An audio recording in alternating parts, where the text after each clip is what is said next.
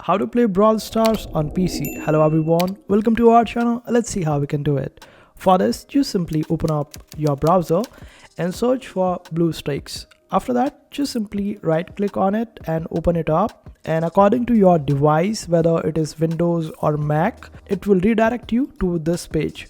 And over here you would be able to find this option to download BlueStacks. And in case if you are on Mac, then just simply follow these steps, and if you are on Windows, simply open up the downloaded file and install it on your PC. Continue with the installation, and it might take a little while before this is installed on your device. After it is installed, simply close it up, open up BlueStacks. It might take a little while, just wait for it to load. After that, search for Play Store and sign into your Google account. So after logging into Play Store, you would be able to find the Brawl Stars. Otherwise, you won't be able to find it. And this way, you can just simply install it and play it quite easily.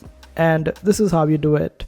I hope this video was helpful. Make sure to hit that like button and also subscribe to our channel for more helpful videos.